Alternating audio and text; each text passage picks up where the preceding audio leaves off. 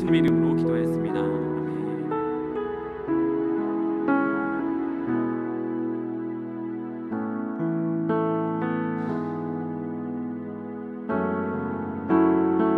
삶의 작은 일에도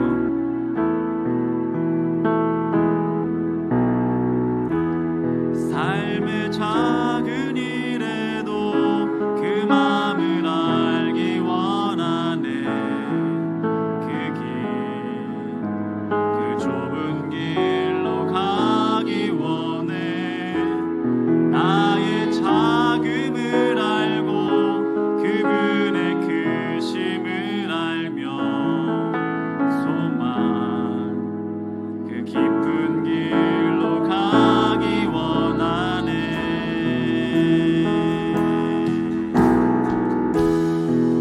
삶의 작은 일에도 작은 일에도 그 마음을 알기 원하네. 그 좁은 길로 가기 원해. 나의 작음을 알고 그분의 크심을 알며 소망 그 깊은 길로 가기 원하네. 저 높이 솟은 산이 되기보다 여기 오름직한 동산이 되기. 내 가는 길만 비추기보다는 누군가의 길을 비춰준다면. 아멘. 내가 노래하듯이 또 내가 얘기하듯이 살기 난 그렇게 죽기 원하네. 삶의 한 절이라도 그분을 남기 원하네. 사랑 그 높은 길로 가기 원하네. 믿음으로 청구하겠습니다. 삶의 작은 일에도 삶의 작은 일에도 그 마음을 알기 원하네. 그 좁은 길로 가기 원해. 나의 작음을 알고 그분의 크심을 알며 소망 그 깊은 길로 가기 원. 저 높이 솟은 산이 되기보다 저 높이 솟은 산이 되기보다 여기 오름직한 동산이 되기. 내 가는 길만 비추기보다는 누군가의 길을 비춰준다면.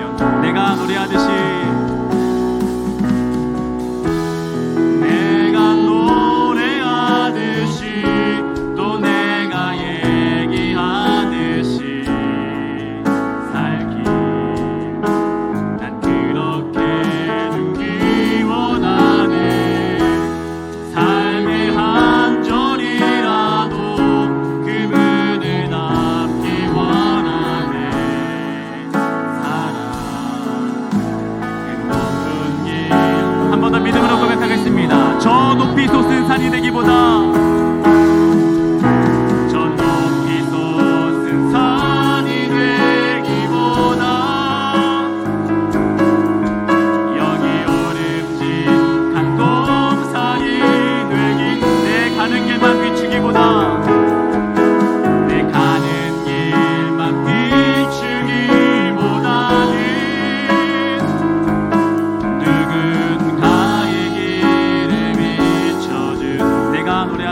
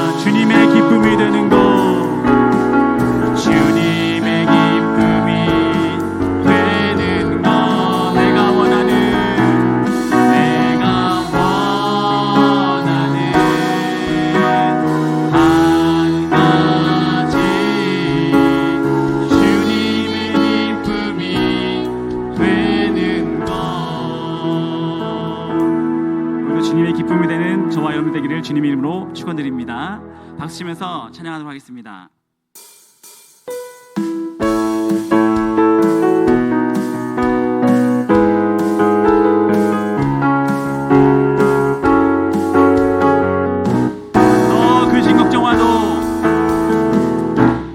근심 걱정 와도 어려운 일 당해도 걱정 말아라. 주 너를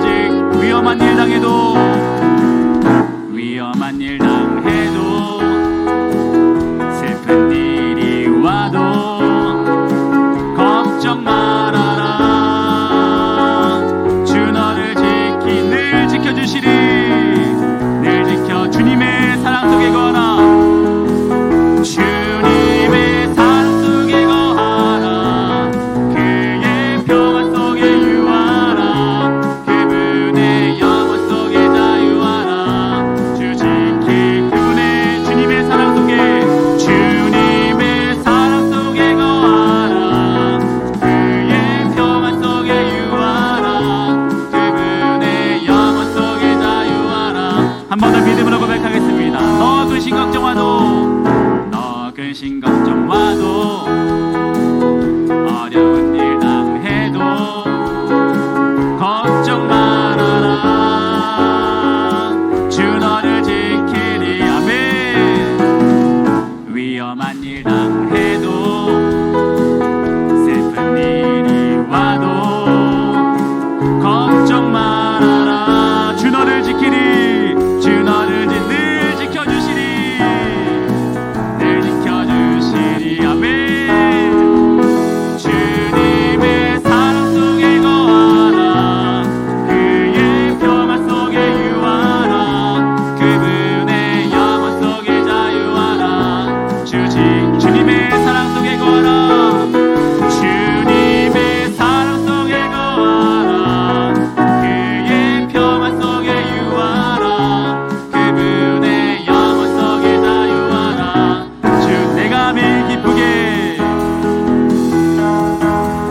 매일 기쁘게 순례의 길 행함은 주의 팔이 나를 안보함이요. 내가 주의 큰 복을 받는 참된 비결은 주의 성령이 계시네. 성령이 계시네. 할렐루야. 함께한 좁은 길을 걸으며 밤낮 기뻐하는 것. 주의 전에 죄에 빠져서 평안함이 없을 때 예수 십자가의 공로 힘입어 그 발 아래 엎드려 평안로 주의 영이 성령이 계시네. 성령이 계시네. 할렐루야. 함께 좁은 길을 걸으며 밤낮 기뻐하는 것. 주의 영 나와 동행하시고 모든 염려하시니 나는 숲의 새와 같이 기쁘다. 내가 기쁜 마음으로 주의 뜻을 행함은 주의 영이 함께. 성령이 계시네. 성령이 계시네. 할렐루야. 성령이 계시네. 성령이 계시네. 할렐루야. 함께 좁은 길을 걸으며 밤낮 기뻐하는 것. 주의 영이 함께. 세상 모든 욕망과 나의 모든 정욕은 십자가의 이미 못을 박았네. 아멘. 어두운 밤이 지나고 무거운 짐 벗으니 주의 영 성령이 계시네. 성령이 계시네. 할렐루야. 함께 성령이 계시네. 성령이 할렐루야. 한 번 하겠습니다. 성령이 계시네. 성령이 계시네. 할렐루야. 좁은 길을 걸으며 밤낮 기뻐하는 것. 마지막 곡을 찬양하겠습니다. 대산을 넘어 한국에 가도. 대산을 넘어 한국에 가도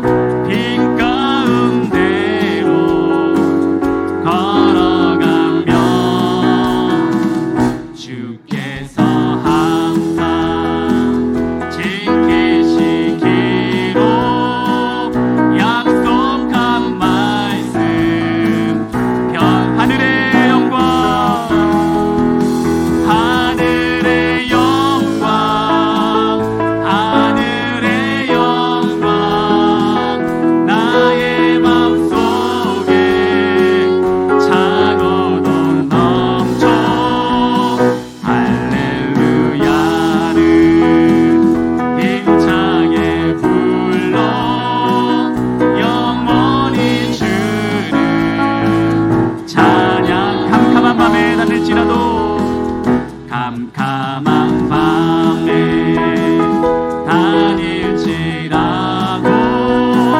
주께서 나의 길 되시고 나에게 밝은 빛이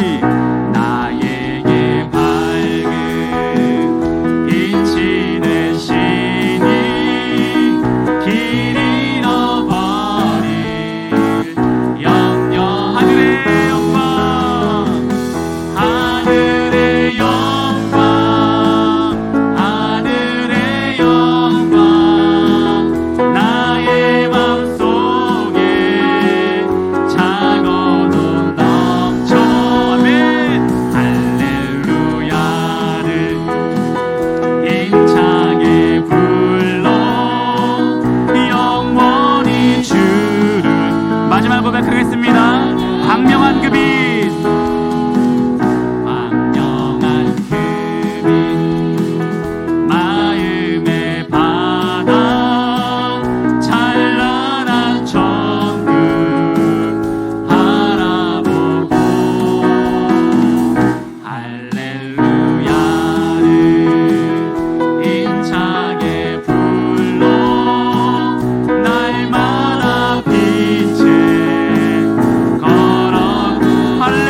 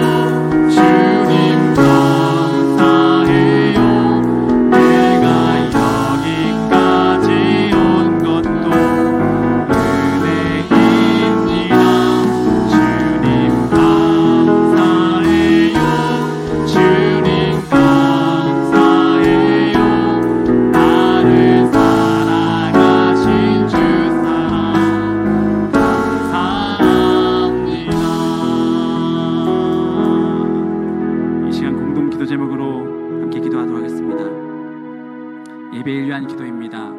겸손히 주님 앞에 엎드려 영으로 진리로 예배하는 자리마다 성령님 임재하여 주시고 진리의 말씀이 선포될 때 살아계신 하나님을 만나는 복된 예배가 되어 예배의 생활이 예배화가 되게 하옵소서. 담임 목사님을 위한 기도입니다.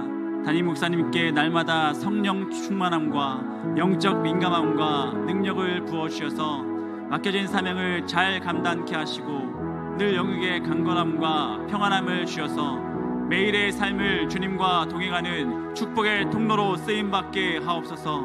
교회를 위한 기도입니다. 우리의 지단교회가 영으로 진리로 거룩하여져서 주님께 칭찬받는 교회로 준비되게 하시고 그리스도의 사랑으로 하나님을 섬기며 성도들과 화목하며 이웃과 지역사회의 나눔을 통하여 하나님께서 이 땅 가운데 지산교회에 맡겨주신 사명을 넉넉히 감당하는 공동체가 되게 하옵소서. 이 시간 주님을 부르며 다 같이 기도하겠습니다. 주여, 할렐루야. 찬양과 영광을 돌립니다. 아버지 주님으로도 주님께 감사함을 찬양하며 아버지로서 거룩한 구별의 삶을 살기 원하는 우리들에게 깨닫게 하신 주님을 찬양하는 인도하심을 바라게 하여 주시고 온전히 하심을 찬양하며 하나님께 인도하여 주시옵소서. 감사합니다. 주님 온전히 하심을 바라보게 하시며 아버지 주님도 지금 정확히 하신 주님 만날 때 독사하시고 내 마음에 말하신 주의 성령님과 함께 아버지 주님 고백하며 나가들에게 아버지 영으로 진리는 예배들마다 아버지 주께서 임재하여 주시고 아버지 삼가운데 동행하여 주시고 온전히 하심을 찬양하여 주셔서 내 마음을 주님 나가는 분들에게 아버지 주의 성령 믿음을 통하여 아버지 주님 주님 말씀이 들리게 하여 주시고 아버지 주님 하나님의 아버지의 신뢰가는 사시게 나오기도 하며 아버지 주께서 인도하시고 뜻껏 계획대로 하셨지만 그럼에도 불구하고 감사를 선택하며 은혜를 깨달은 자들이 아버지 주님 믿음을 선택하며 아버지 주님 믿음을 다짐하며 아버지 주님 정결하게 살기 원하는 그들에게 성령 충만함으로 하여 주시고 아버지 주님께를 아버지 성인자를 경험하여 주셔서 살아계신 하나님께서 아버지 우리 예배와 우리 삶과 우리 인생과 우리 가정과 아버지 우리 이웃들 아버지 우리 자녀들을 아버지 주의 사시를 믿고 아버지 아버지 주님 역사하여 주셔서 아버지 사랑하시는 아버지 주님 구원자들에게 사랑이 여기 듣지 않도록 지켜주시며 우리 마음으로 아버지 충만하여 주시고 아버지 보시는 성령님을 깨닫게 하여 주셔서 아버지 주님 살아계신 하나님과 동행하기를 기원하며 다시 마음을 결단하며 주께 거룩한 사랑하는 우리들에게 아버지 정하신 내가의 영광이 충만케 하여 주셔서 아버지 의 말씀을 통하여 우리에게 능력이 있는 말씀을 전하게 하여 주시고 그 생활과 그 사역과 아버지 주님 성령 충만함과 능력을 더 부어줘서 아버지 함께 동사자들과 함께 사람을 이룰 수 있도록 주께서 역사하여 주시고 감사드리며 아버지 나오니 아버지 오늘 주님 그 예배를 이후인 모든 기도들이 응답되어서 아버지 하나님께서 역사하심을 우리가 고백하며 찬양하는 그분을 다 낼 수 있도록 역사하여 주시옵소서. 감사드리며 예수님 이름으로 함께 기도하였습니다. 아멘.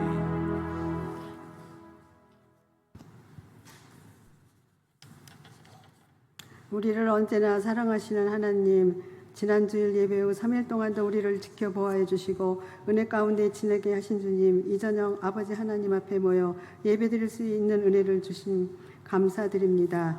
주님의 사랑과 은혜를 받은 저희들은 날마다 주님을 사랑하고 경배드려야 함에도 불구하고 우리의 사정과 형편에 따라 하나님보다 세상 속에 묻혀 살 때가 많이 있습니다. 우리의 부족하고 연약한 삶을 용서하여 주시고 강하고 담대한 믿음으로 승리하도록 성령께서 힘과 능력을 부어 주옵소서. 마음과 뜻과 정성을 모아 주님을 경외하며 주님의 이름을 높여드리는 삶을 살게 하옵소서.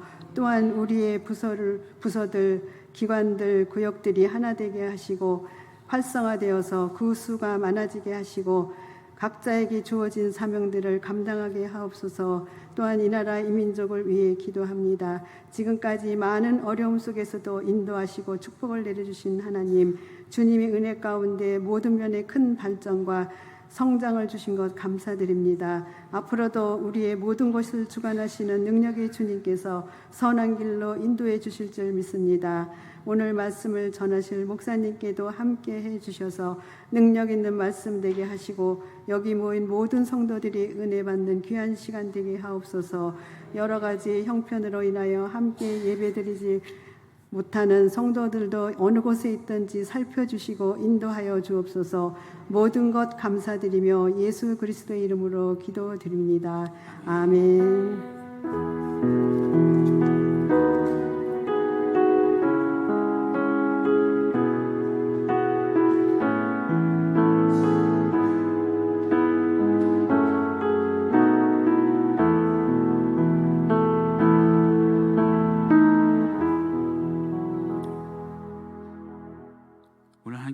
성경 말씀은 신명기 24장 1절부터 7절까지의 말씀입니다. 구약 성경 298면입니다. 신명기 24장 1절부터 7절까지 말씀.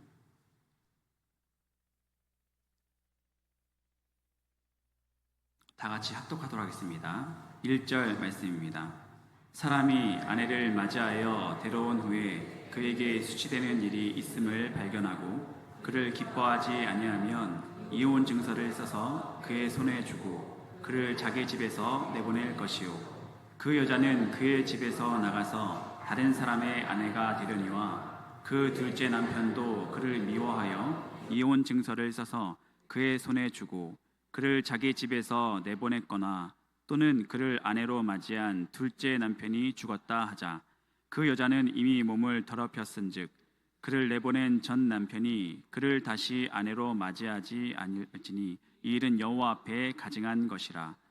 너는 내 하나님 여호와께서 내게 기업으로 주시는 땅을 범죄하게 하지 말지니라. 사람이 새로이 아내를 맞이하였으면 그를 군대로 내보내지 말 것이요, 아무 직노도 그에게 맡기지 말 것이며 그는 1년 동안 한가하게 집에 있으면서 그가 맞이한 아내를 즐겁게 할지니라. 사람이 맷돌이나 그 윗짝을 전당 잡지 말지니 이는 그 생명을 전당 잡음이니라. 사람이 자기 형제 곧 이스라엘 자손 중 한 사람을 유인하여 종으로 삼거나 판 것이 발견되면 그 유인한 자를 죽일지니 이같이 하여 너희 중에서 악을 제할지니라. 아멘. 오늘 특성은 복음 7구역입니다.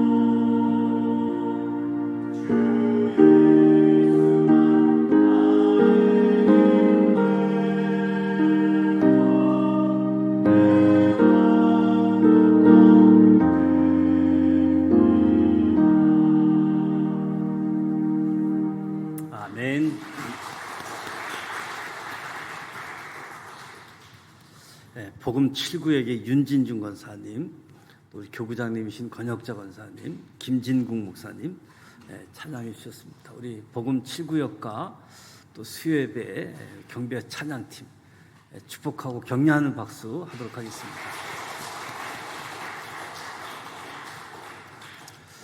오늘 무더운 날씨 폭염 열대야가 지속되어지고 있고 오늘 말복이고 내일 강복절을 맞이하게 되어지는데 아마 앞으로도 계속 더위는 지속되어질 것 같아요.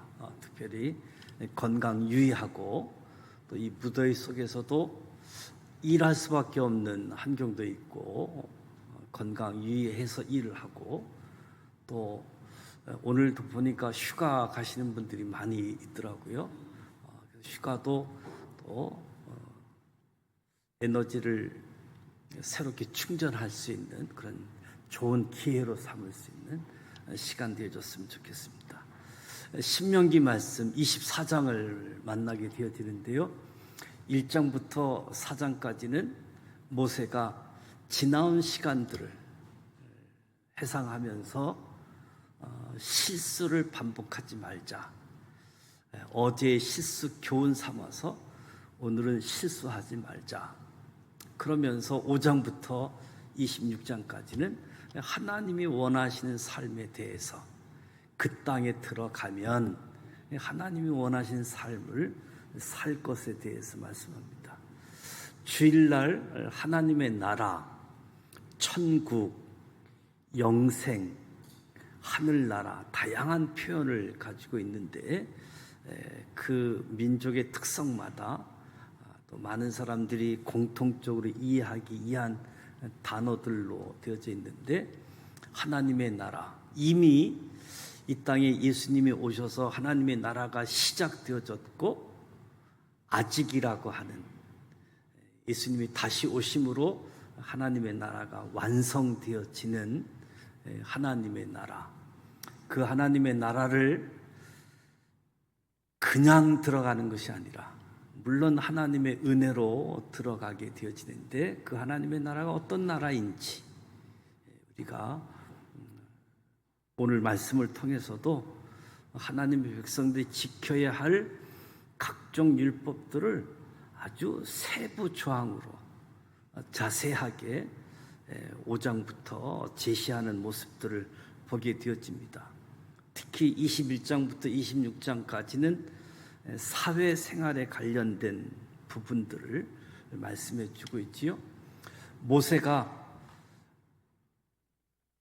약속의 땅 가나안 땅을 바라보기만 하고 본인은 들어가지 못하고 출애굽 2세들만 보여 들어갈 수 있게끔 하게 되어지는데 그럼에도 모세는 가나안 땅, 약속의 땅, 이 땅을 향해서 지금까지 달려왔는데 그 땅을 들어가고 싶다고 간구했지만 하나님은 정확하게 여기까지라고 말씀하셨는데 그럼에도 모세가 낙심하지 않고 자기의 맡겨진 역할들을 감당하고 다음 세대의 일들을 준비하는 모습들, 아마 그 관계 속에서 하나님과 깊은 교제, 하나님과 깊은 관계가 있었던 모습을 생각하게 되어집니다.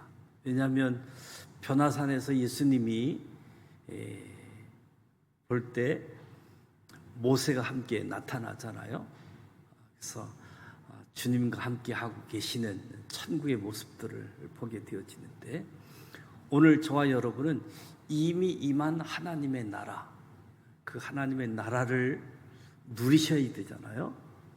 그 누리심은 하나님의 나라는 의, 평강, 희락이라고 말씀하고 있는데 의, 나의 의가 아닌 예수님의 의, 하나님의 의로 우리가 천국 가게 되어지죠. 이 하나님의 의로 천국을 경험하고 천국을 맛보며 살아가는 거지요. 하나님의 나라가 임한 사람들의 삶은 평강, 하나님이 주는 평강. 그리고 하나님 나라를 사는 사람들은 지금 여러분들의 표정을 보면 억지로라도 기뻐하는 모습이 있어야지 돼요. 우린 천국을 사는 사람들이니까. 희락이 천국의 특징이다. 주일날 말씀을 드리면서 무엇보다도 하나님이 원하는 나라, 제국이 아니라 나라가 되어지고 힘을 기르는 제국이 아니라 하나님은 민족이 나라가 되어지고 제사장 나라, 하나님의 용서, 이웃과 나눔, 민족들과 평화, 하나님이 원하시는 나라. 이 하나님의 나라가 예수 그리스도로 인해서 제사장 나라를 담은 하나님을 아버지라고 부르는 나라. 이 나라를 우리가 살아가고 있는데 지금도 저 중동에서는 아주 긴박감을 가지고 살아가고 있잖아요. 이란과 이스라엘 관계, 24시간 안에 공격을 하느니 그래서 모든 정치 언론에서 집중하고 있는데 사실 이란과 이스라엘과의 관계는 참 독특한 관계입니다. 이란은 성경에 나와 있는 페르시아이잖아요. 페르시아의 정책으로 이스라엘이 바벨론 때 포로로 끌려갔다가 이 페르시아 때 이스라엘 땅으로 돌아오게 되어진, 귀환하게 되어진, 다시 이스라엘 땅에 정착하게 되어진 아주 특별한 관계가 이란과 이스라엘과의 관계가 있는데 이 사람이 지나간 역사를 좀 더 생각해 보면 오늘의 모습과는 다르게 갈 수 있는데 그 어느 모습보다도 적대적인 관계 속에서 살아가게 되어짐을 봅니다. 특히 하나님이 원하시는 나라 중에 24장은 약자를 보호해주는 규례를 이야기하고 있는데 하나님께서 사회적인 약자에 대해서 얼마나 큰 관심을 갖고 계시는지 잘 보여주고 있습니다. 저와 여러분으로 하여금 사회적 약자에 대해서도 깊은 관심을 갖고 애정을 가지고 돌아볼 것에 대한 교훈을 주는 거지요. 동시에 우리도 연약하기에 그지없는 우리 자신들을 바라볼 때 하나님의 은혜, 하나님의 긍휼을 힘입어서 살아가고 있음을 깨닫게 해주는 말씀이기도 하지요. 오늘 말씀을 보게 되어지면 이혼녀에 관련된 규례 그리고 신혼 남자 보호 규례를 이야기하고 있습니다. 무엇보다도 신혼 남자 결혼, 사회적 약자라고 하기보다는 기본 권리를 보장해 줘야 될 존재임을 이야기해 주는 거지요. 오늘 이 말씀을 잘못 이해하게 되어지면 이 말씀의 본질을 알아야 하나님의 뜻을 제대로 알게 되어지는데 이 말씀을 오해하는 경우가 있지요. 잘못 해석하는 경우가 있지요.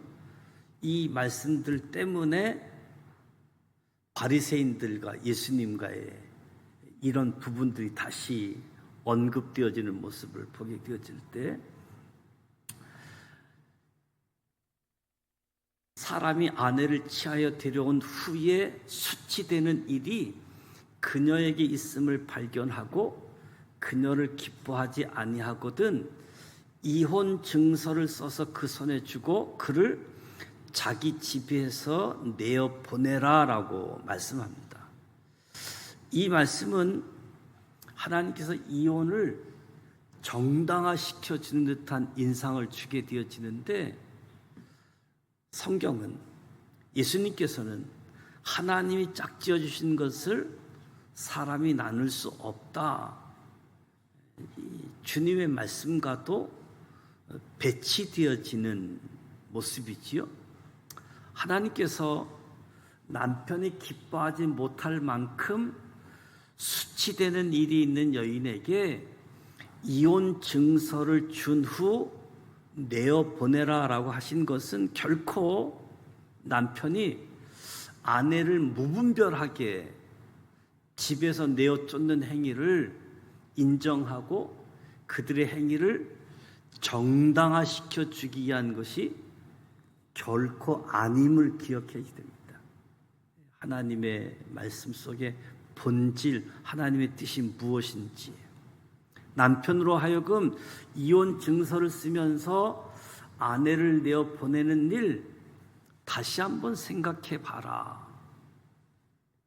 이혼하는 자신의 행위를 증인들 앞에서 엄숙히 선언했던 모습들, 순간적인 분노 때문에 무분별하게 아내를 집에서 내어 쫓는 일을 방지하기 위한 조치인 거지요. 당시 남자에 비해서 상대적으로 약자였던 여자에게 이혼 증서를 써주게 함으로써 여자가 남편에게서 해방되어져서 마음대로 재혼할 수 있는 길을 열어주기 위한 배려에서 나온 조치라고 할 수 있겠지요. 이혼을 정당화하기 위한 조치가 아니라 오히려 이혼을 억제시키기 위한 조치라고 이야기할 수 있습니다. 바리새인들이 이 본질을 바로 알지 못하다 보니까 이 말씀을 자기 편의대로 잘못 해석하고 아무런 이유가 없어도 무조건 이혼 증서만 써주면 아내를 내어 쫓아도 괜찮다는 식으로 이 말씀을 받아들이는 거지요. 이것은 말씀의 본질을 모르다 보니까 말씀을 왜곡해서 받아들이는 결과가 주어지게 되어지는 거지요.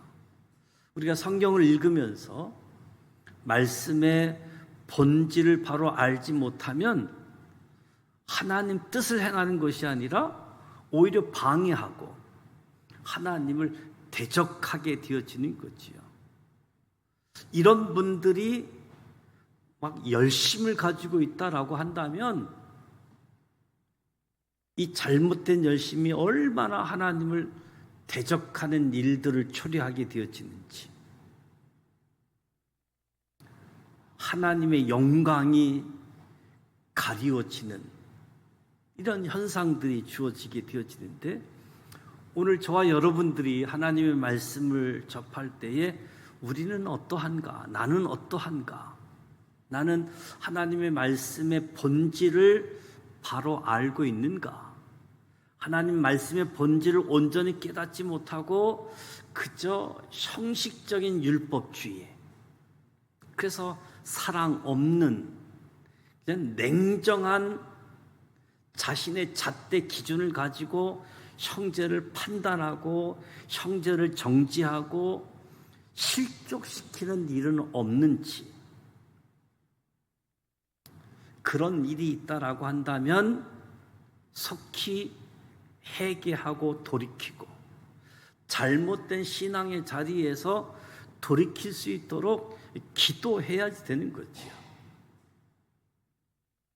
말씀의 본질로, 그래서 말씀을 행할 때마다 하나님의 뜻이 이루어지고 하나님께 영광 올려 드릴 수 있도록 말씀의 본질을 바로 알고 하나님의 뜻을 바르게 이해하고 행할 수 있는 저와 여러분이 되시기를 주님의 이름으로 축복합니다. 1절 말씀에서 이야기하는 것은 하나님 앞에서 남자와 여자는 인격적으로 동등합니다. 인격적으로 똑같다, 동등하다. 이 규례들이 이스라엘 백성들에 의해서 자신의 이혼을 정당화시켜주는 방편으로 악용되어진 부분이지만 이는 여자의 인권을 보호하기 위한 규례라고 이야기할 수 있겠지요. 고대 근동 사회에 있어서 남자가 여자를 취했다가 마음에 들지 않으면 버려도 전혀 문제가 되지 않는 그런 사회였습니다. 그러나 그럴 경우 버림받은 여자는 마음대로 재혼할 수도 없는 그런 상황. 버림받았다 할지라도 여전히 전 남편의 아내로 인정되어져서 재혼하게 되어지면 가늠한 것으로 취급되어졌고, 그래서 오늘 말씀은 그 사회의 약자라고 할 수 있는 여자들의 권익을 보호하기 위한 모습이지요. 이스라엘 백성들이 들어가야 될 땅은 이미 7 족속이 거주하고 있는 땅이니까 그 7 족속이 거주하는 그 땅의 삶, 그 땅의 문화 속에서 이스라엘 백성들만큼은 여자들의 권익을 보호하기 위해서 부부가 이혼할 경우 남자는 반드시 이혼 정서를 써서 여자가 이혼 후에 마음대로 재혼할 수 있도록 하게 해준 거지요. 한마디로 여자의 인권도 남자의 인권과 동등하게 존중되어야 된다라고 하는 말씀이지요. 고대 사회에서 이처럼 여성의 권익을 보장해주는 사회법은 아주 획기적인 법이라고 이야기할 수 있겠지요. 남성과 여성은 인격적으로나 그 가치면에서 동등한 존재, 모두 하나님의 형상을 따라 지음받은 존재로서 하나님의 명령과 함께 하나님의 명령을 받은 사람들 있잖아요. 그래서 일방적으로 다른 한쪽을 멸시하거나 또는 열등하게 취급해서 되어지는 것이 아니라 서로가 서로를 하나님의 형상으로 존귀 여기고 존중할 줄 알아야 되는 거지요. 그래서 오늘 말씀을 보게 되어지면 3절 4절에 보면 이혼 증서를 받고 집에서 쫓겨난 여자가 다른 남자에게 시집을 갔다가 다시 이혼을 당하거나 혹은 그 후 재혼한 남편이 죽었다라고 이야기할 때 처음 이혼 증서를 써준 남편은 그녀를 다시 아내로 취해서는 안 된다. 결혼의 신성함을 보존하고 경솔한 판단 때문에 이혼에 이르는 것을 억제해 주기 위한 규례이지요. 첫 번째 남편이 순간적인 분노, 경솔한 판단으로 섣불리 그 아내에게 이혼 증서를 써주고 집에서 내어보내므로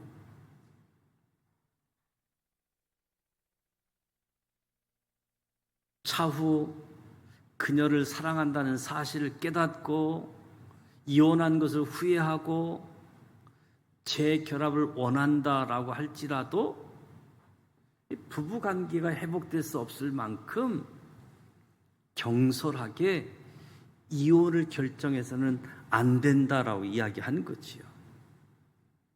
하나님의 백성은 신중해야 됩니다.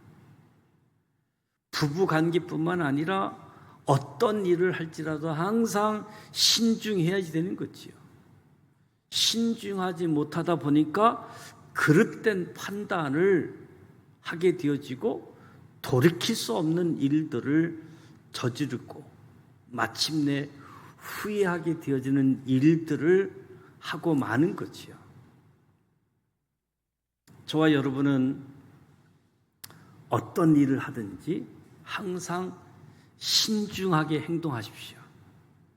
모든 일을 결정하기에 앞서서 하나님께 물어보고 그리고 내가 결정하고 이 판단한 결과가 어떤 영향을 미칠 것인가, 그 결과도 신중하게 생각해야지 되는 거지요. 경솔히 행동해서 후회로 얼룩진 삶을 살지 말고 깊이 기도하고 신중하게 행동함으로 결코 후회함이 없는 최선의 삶을 살아가야지 됩니다. 5절 말씀을 보게 되어지면 하나님께서 새롭게 결혼한, 그래서 아내를 취한 사람은 군대를 내어 보내지도 말고 어떤 직무를 맡기지도 말고 1년 동안 집에 한가히 거하며 아내를 즐겁게 할 수 있도록 하라 명령하고 있습니다. 우리가 주목해야 될 것은 결혼한 남자가 행해야 할 일이 뭐냐? 아내를 즐겁게 해주는 일이라고 이야기합니다. 남편 된 자의 가장 중대한 의무는 아내를 즐겁게 해주는 일이라는 거지요. 이 일은 결코 남편에게만 국한된 의무는 아니지요. 무엇보다도 남편이 아내에게, 아내가 남편에게 즐겁게 해주는 것 의무라는 거지요. 무엇보다도 부부는 서로를 기쁘게 해주어야 할 의무가 있습니다. 기쁘게 해주지 못한다라고 한다면 서로에 대해서 자신의 의무를 다하지 못하는 것이 되어지는 거지요. 남편과의 아내의 의무를 너무 축소시켜서 생각하는 경향이 있는데, 남편은 단지 돈만 벌어다 주면 된다는 식으로, 아내는 집안일을 하고 아이만 키우면 아내의 의무를 다한 것으로 생각하게 되어지는데, 이것 때문에 남편이 아내를 즐겁게 하지 못하고 아내가 남편을 즐겁게 하지 못한다라고 한다면 자기에게 주어진 의무를 소홀히 한다는 거죠. 남편이 아내에게 아무리 많은 돈을 벌여다 준다고 해도 아내를 기쁘게 해주지 못하는 것은 남편 된 의무를 다 했다 할 수 없다고 이야기하는 겁니다. 아내가 아무리 집안일을 잘하고 아이들을 잘 키운다고 해도 남편을 기쁘게 하지 못하면 역시 아내의 의무를 다했다 할 수 없다는 거지요. 여러분의 아내, 여러분의 남편을 기쁘게 하기 위해서 최선을 다하자. 가정의 진정한 행복은 경제적인 부나 다른 외적인 조건에서 오는 것이 아니라는 거지요. 남편과 아내가 서로를 기쁘게 하고자 노력할 때 자연스럽게 찾아오는 것이라고 이야기합니다. 요즘 우리가 익숙하게 접하는 부분들, 특히 TV 프로그램들을 보게 되어지면 얼마나 가정들이 깨어져 가고 있는지 하는 것들을 보게 되어지죠. 사별해서 1인 가구도 있고, 또 결혼했다가 돌아와서 돌싱이라고 하는 이름으로 1인 세대, 또 청년들이 결혼을 늦게 하면서 집에서 떠나서 직장 생활하고 있는 가정을 1인 세대를 이루고 있는데, 이런 1인 세대가 20%를 지금 넘어가고 있는 그런 상황이라고 이야기합니다. 요즘 20대는 67%가 결혼하지 않아도 된다고 비혼에 동의하고 있는 그런 상황이고, 이혼에 대해서도 거의 47%나 동의하고 있는 모습들. 얼마 전에 임대 계약서 쓰는 분이 이야기하는 것을 들었어요. 계약서를 보니까 이 가정에 거주하는 사람이 동거하고 있는 거예요. 20대 초반의 남녀인데, 그러니까 계약금이 3천만 원인데 아마 2천만 원은 남자가 되고 1천만 원은 그 여자가 계약금을 부모님한테 받아서 계약을 하는데, 계약서에 그런 걸 쓸 수 없으니까 단지 계약을 끝낼 때 이 계약금은 남자에게 2천만 원, 여자에게 1천만 원 각각 그렇게 돌려주도록 그렇게 계약서를 쓰는 모습을 보고, 아하, 그런 느낌을 갖게 되어지는 거지요.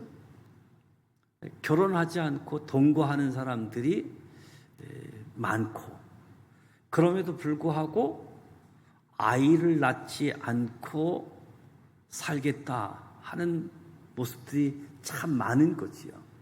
그렇다 보니까 저출산 문제가 심각해지는 거고, 고령화 사회에서 초고령화 사회, 이런 현상들이 우리 앞에 나타나게 되어지는데, 오늘 우리의 삶의 자리에는 성경에서 주신 말씀보다 이 세상에서, 최근 최태원 씨, 노소영 씨 이혼 송사 사건이 대법원까지 가게 되어지는데 어마어마한 액수, 이런 다툼들을 보게 되어지잖아요. 무엇보다도 이혼하는 사유를 보니까 남편이 이혼하는 사유는 아내가 무시하기 때문에 이혼하는 첫 번째 이유더라고요. 아내들이 이혼하는 첫 번째 이유는 남편이 나를 외면한다는 거예요. 외면하고 애박하고, 이런 요소들이 이혼하게 되어지는 가정을 밟으면서 당장 실행하지 못해도 이제 아들, 딸 출가시켰으니까 항원 이혼까지 나타나게 되어진 가정인데, 항원 이혼도 익숙히 이미 오래 들은 이야기지만, 이런 부분들이 오늘 우리 사회에 편만해지는, 그리고 TV마다 돌싱, 고등학교 때 아이 출산하는 이런 프로그램들, 혼자 사는 거에 대한 프로그램들, 이런 부분이 너무 익숙해 있다 보니까 결혼을 안 하려고 하고, 또 결혼을 해도 늦게 하려고. 그래서 요즘 출산을 하면 육아 휴가를 줘야지 되는데, 40대, 50대 부장님들이 육아 휴가를 신청한대요. 부장님들이. 이런 상황 속에서 무엇보다도 우리 젊은이들은 지금 어디서 자라고 있을지는 모르지만 장차 나의 예비된 남편, 예비된 아내, 이에서 기도하는 겁니다. 그리고 하나님 말씀대로 복을 받고 하나님의 뜻을 이루어 가도록. 그래서 남편과 아내의 관계에 있어서 기쁘게 해주는 일들, 기쁘게 해주는 일을 못하면 싫어하는 일부터 하지 않으면 좋은데, 기쁘게도 못해주고 싫어하는 것만 골라서 하다 보니까 이 사랑이라고 하는 것을 잘 모르는 모습이 되어지는데, 무엇보다도 상대방이 싫어하는 것, 그것부터 줄이자. 그러면서 상대방이 기쁘고 좋아하는 것을 나의 기본 임무라고 생각을 하고, 그래서 하나님 안에서 가정을 이루고 이 가정이 아주 건강하고 행복한 가정이 되어질 수 있도록. 사회가 아주 각박한 세상이 주어지는데, 어느 분이 이야기하더라고요. 제가 이제 할아버지 소리를 듣게 되다 보니까 사람이 변하는 거는 고난을 만나면 사람이 바뀌게 된대요. 고난 때문에. 근데 사람이 바뀌는 또 하나의 이유는 선자를 만나게 되어지면 그 사람이 바뀐대요. 제가 그 얘기 처음 들었어요. 고난은 사람을 변하게 한다라고 하는 이야기를 동의하는데, 선자를 만나도 그렇구나, 동의하게 되어지는 모습인데, 그래서 많은 가정들마다 결혼도 하고 또 손자 손녀도 주어지게 되어지면 그 가정이 많이 바뀌어지고 변화가 주어질 수 있는 일들인데, 그렇지 못한 모습도 보게 되어집니다. 요즘 바보 중에 바보가 손자 손녀 때문에 자기 스케줄을 바꾸는 사람, 이런 사람들이 바보라고 얘기를 하는데, 저는 건강한 가정을 위해서도 손자 손녀를 위해서도 일정을 계획을 좀 바꿔라.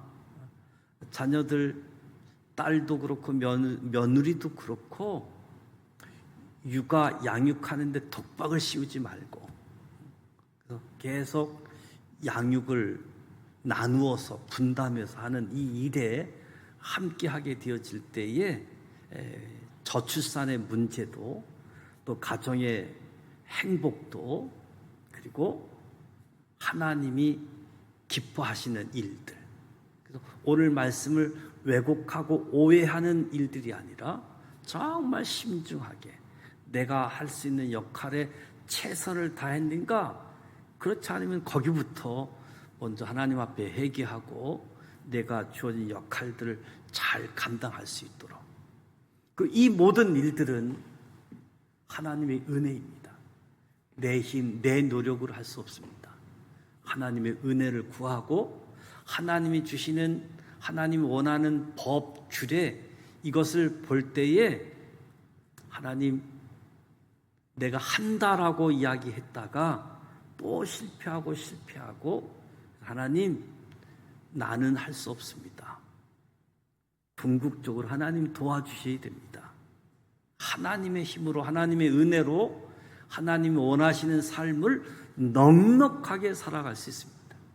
우리에게 예수님을 보내주셨고 성령님을 보내주셔서 능히 감당할 수 있도록 하셨는데, 오늘 가정에서 남편과 아내와의 관계, 그리고 오늘 우리 주변에서 일어나고 있는 그런 일들 속에서 독초하는 것, 아무리 좋아 보이는 것처럼 프로그램을 해도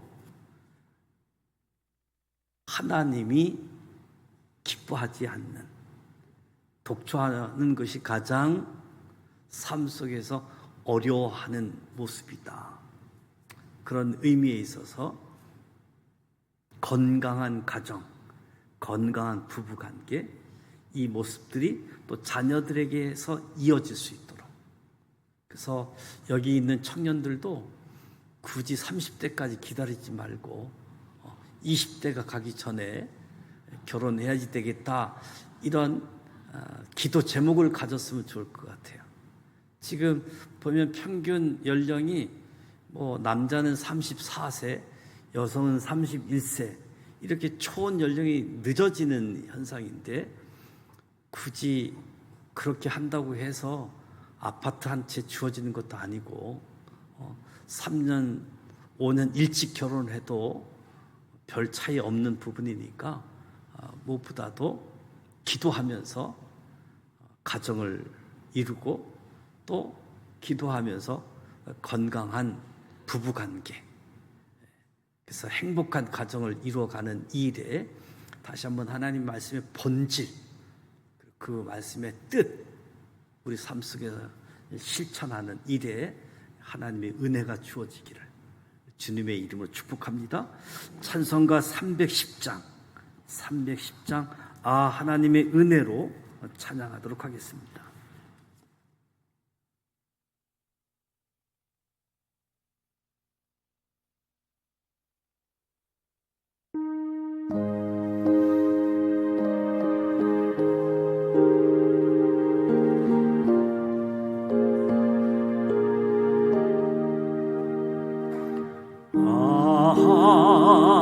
하나님의 은혜로 있을 데 없는 자 왜 구속하여 주는지 난 알 수 없도다. 내가 믿고 또 의지함은 내 모든 형편 아시는 주님 늘 보호해 주실 것을 나는 확실히 아네. 왜 내게 굳센 믿음과 또 복음 주셔서 내 마음이 항상 편한지 난 알 수 없도다. 내가 믿고 또 의지함은 내 모든 형편 아시는 주님 늘 보호해 주실 것을 나는 확실히 아네. 왜 내게 성령 주셔서 내 마음 감동해 주 예수 믿게 하는지 난 알 수 없도다. 내가 믿고 또 의지함은 내 모든 형편 아시는 주님 늘 보호해 주실 것을 나는 확실히 아네.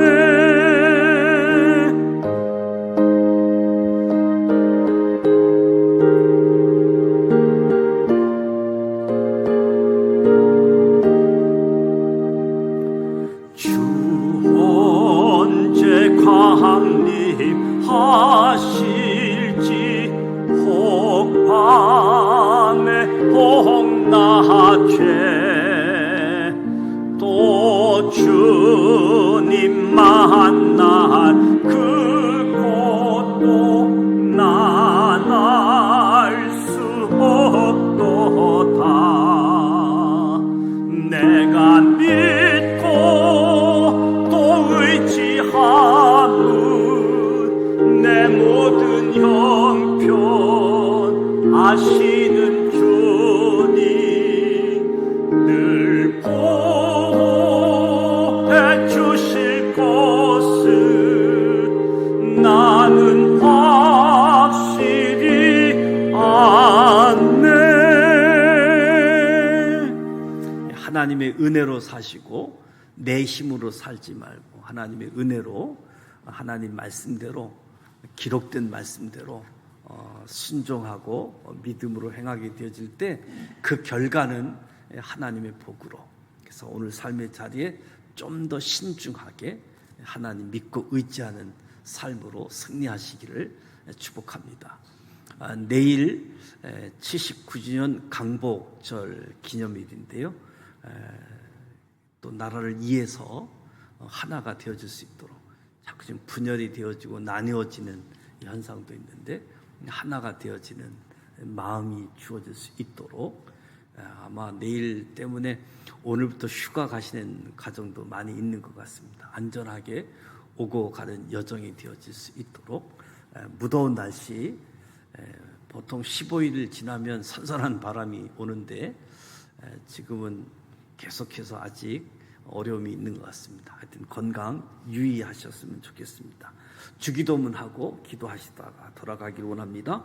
하늘에 계신 우리 아버지, 아버지 이름을 거룩하게 하시며 아버지의 나라가 오게 하시며 아버지의 뜻이 하늘에서와 같이 땅에서도 이루어지게 하소서. 오늘 우리에게 일용할 양식을 주시고 우리가 우리에게 잘못한 사람을 용서하여 준 것 같이 우리 죄를 용서하여 주시고 우리를 시험에 빠지지 않게 하시고 악에서 구하소서. 나라와 권능과 영광이 영원히 아버지의 것입니다. 아멘. 살아계셔서 역사하시는 전능하신 하나님 아버지,